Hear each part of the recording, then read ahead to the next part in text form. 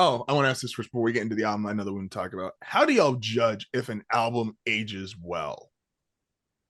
And I ask that in the sense of like, does it still have to feel like it felt when you first listened to it, or does it have to almost be better than when you first listened to it? If you're asking like how an album ages well. For me, it's like I can listen to it and be like, oh yeah, that's still my shit. Like I still fuck with it. So Okay. like the particular album that we're gonna talk about, since I knew we were talking about it, I listened to it this morning when I was at the gym. I'm like, all right, let me run this while I'm up in here. Let me see. Look at this nigga studying for the show. Shout out to Will, man.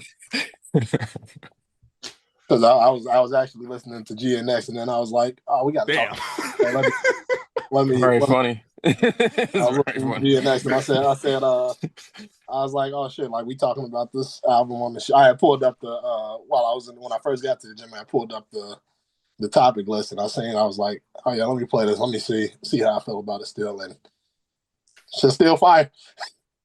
Yeah, it is. It Shit is. still I fire. agree.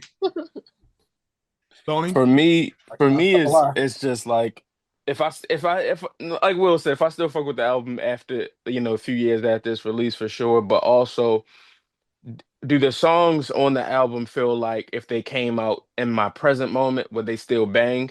Then I'm like, Mhm. okay, if this shit came out today, it'll still be as big or it'd be even bigger.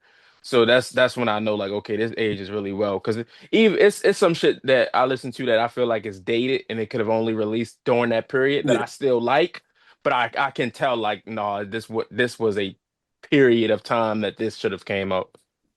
A lot of Nas discography. And I love Nas, and I was just listening to his shit like literally 2 days ago, I, and I'm like, I actually think some of going back and listening to it, some of Nas shit would have been bigger had it came out a few years after that point of time. Like, shout out to everybody enjoying their last few weeks of TikTok.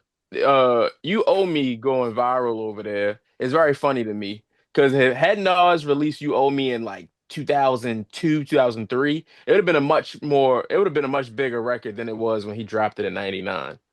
but a lot of that, that's and that happens a lot for like people that are kind of ahead of the sound. Like you kind of get to it before people are really ready to receive it. no, it's valid. Is it's so I think what was fucking me up is like, so I'd heard the comment I wanted to hear like Nas had niggas nervous. When he did It Ain't Hard to Tell in 94, Nas had niggas nervous. Like there Me and was no Erica way. just had this talk last night because she couldn't believe people hated that record. She was like, "People didn't like You Owe Me." I was like, "You have no idea what rap was like Oh during yeah. that time period. If you It made was women records, niggas thought you were the like worst person." yeah, like not like, it was I could understand like I fully believe like it we used to do a lot more like Hove Nas debates, but it's like I totally believe when I listen to like early Nas records, I'm like, yeah, no, Jay was tight. Like those first two between Illmatic and It Was Written, Jay was tight. Jay was like, hey yo, someone need to get this nigga the fuck out of here. Like he doing too much. Um, but I don't think some of those like It Was Written, and I love It Was Written. I think It Was Written was perfect for 96. I don't know if It Was Written hits the same if it's released in like '02, '04, like later. And like Nas ended up releasing music for 20 plus years. So it's like you can see Nas as he got older. And especially this last run he did with Hit Boy is like it was definitely a time and a place the way he writes music versus some niggas have catalogs that are, like Hove has a catalog that I think has aged really fucking well. Like you could put out almost any of his albums anytime. We talked about with Cole when Cole put out Friday Night Lights. Friday Night Lights come out in 2 years, and that shit would still work. Like it's just certain albums do just they still hit. They don't feel dated. So I'm with Tony on that part. Like that shit don't feel dated. It could come out today, and that shit would still work. Um. So speaking of that, we have Speaking of lady records, everyone's favorite rapper of 2024, of course, because Billboard told me so. Um, if you're reading this as Too Late came out in 2015, and if you're reading this as Too Late is one of my favorite Birdman stories because if you're reading this as Too Late was a mixtape for I swear 2 minutes, and then Birdman found out it was a mixtape. So if reading this is Too Late, showed him on that piff for I swear like I'm for like literally 2 minutes, and then that shit got pulled this did immediately. happen. This did happen. Birdman said, "You think I ain't gonna get paid off this? You done lost your damn mind."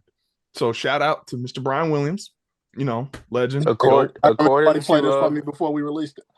according to Wikipedia, on February 12th, 2015, the album was posted as an iTunes link from Drake's Facebook.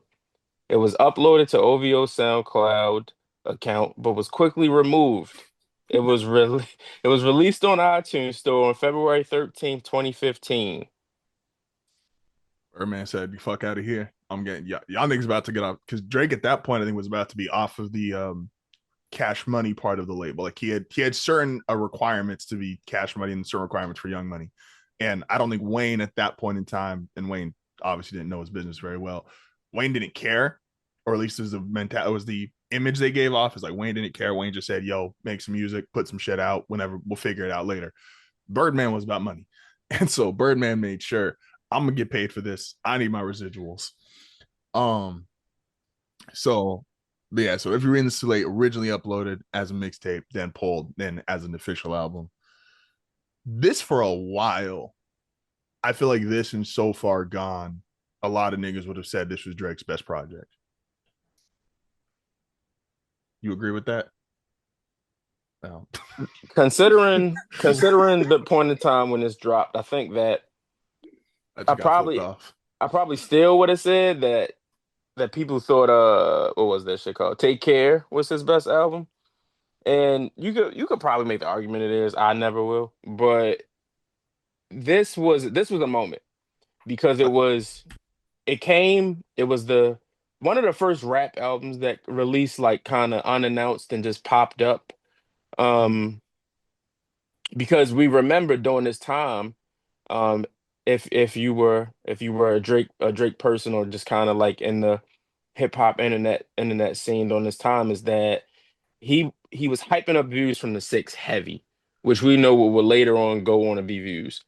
And when this came out, it was like, whoa, what is this? Because it just, you just woke up on that morning and you saw that Drake put out some shit and you didn't know what it was. And you click on the intro and it's Legend, and it's just like, We here.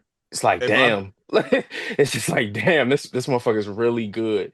And as you go through the album, as we'll go through, it's just like you didn't at that moment he was the best in the world. Even if you thought somebody was better, even if you thought somebody was a better rapper, whatever. At that point in time, you're like, "Nah, nobody's doing this better than he is right now." It would go. So I'm glad you said that because I think there's now especially a lot of revisionist history. Again, the Pimp a Butterfly came out this year, which is an album a lot of people, and I think Tony included, would tell you is Kendrick's best album. I'll tell you that yesterday, I'll tell you that tomorrow, I'll tell you that in 20 years. You niggas just hate instruments and jazz and story. But I'll save that for the To Pimp a Butterfly episode. Tony's maturity. Tony definitely has like the teacher glass and says, "You uneducated ass Negroes don't know what the fuck you want." Hey man, what V say? Chrome with my glasses like substitute teachers. But like this, but yeah. So like, To Me Butterfly came out 2015. This was the biggest release of 2015, and that's saying something. And like again, I don't care how shit looks like in 2025. Like niggas can hate Drake now, cool, but this was the biggest release, which is fucking crazy because To Me Butterfly is amazing. And also From what standpoint it was the biggest release? it would be in my mind, um, From popularity, yeah, no, from I agree with that. sale. I agree with what I said. But no, I'm Um, just that's why I'm laughing. Like, and that's a screenshot I sent from like 2020 that when we were talking about kind of Drake projects and shit like that. I think that was 2020 though. yeah, All and 15, 20. I think the only that changes for me, and again, I'm much higher on it, is it still probably views Nothing Was the Same and Scorpion. Scorpion. Yeah. But I'm gonna die in the I think Scorpion might be his best album, and that's cool. We don't need to rehash that. Um what I'm saying the biggest is the way it released, because once it was put in this like it's here and then it's gone, that automatically created buzz. And the internet was Hmm. the internet, but it wasn't quite like the internet's always evolving. And so 2015 internet is not the same as 2025. And so once everybody started looking for it, I remember being out that night, niggas used to go bowling. And I remember looking for that shit like during the bowling game, like everybody's on their phone trying to find this shit. And then again, so you had the anticipation that was built up for it, came out of nowhere, left. We're all looking for it again. And then Legend, Energy, 10 band, like Right. there I'm was saying you saying it was the biggest album as in like the sales of it or the impact of it. Because I don't if we're talking impact and popularity, I don't think it was. honestly, I don't know what sales numbers. I would say I think impact and popularity it did because I think it outshined To Pimp a Butterfly. Because But I'm it doesn't outshine What a Time to Be Alive. Well, it's definitely the same year. Even if we don't think I'm it's better, that's an argument I'm willing to have when we get to What a Time to Be Alive. But I but What don't a Time think to Be it. Alive is like the end of the year, right? I think It's so. like September. Yeah. I'll own this much as far as I'm trying to like recollect 2015. I'm not gonna say I got that exact off the top of my head. Because they're so far apart, I probably don't even like for that experience view them in the same light. And because I was never the future guy, for me, What a Time to Be Alive is I get a couple Drake freestyles, and I just wasn't the future guy. But because I think in my mind, I almost separate them almost as if they're not the same year. Maybe that's unfair because they were far apart. Like, so this dropped in February. What Time to Be Alive dropped in September. And again, this is going to be it's a formality of like shit, what you like versus what you don't like, shit like that. But I would say if Really like felt like the biggest release that year for me, and what I felt like people were actively looking for. And part of that is the way that it dropped. Like all that shit's inclusive. I'll probably have to go with What a Time to Be Alive, though. I mean, I said nothing was the same. How you gonna be in here and not listen? you said what? Oh, He talking annoying me. she said left. She's like, you skip nothing was the same. I'm like, nah, literally, I got it. Will got receipts. I said nothing was the same. but That's a yeah, good no, question. I think you're talking about like two of the biggest artists at the time, like dropping a collab album. And it was like No, a that's fire, culmination of what both of them had done that year. and that's And like I and said, that's fire. we'll definitely get to that when we get to that episode. But I think that's like a good convo to have. No, it's valid. It's definitely a combo. It's not like a one sided thing. It's it's like nigga pick Mike's best album. What's the Tell off the niggas wall? have it. But what's That's gonna start a what fight. See,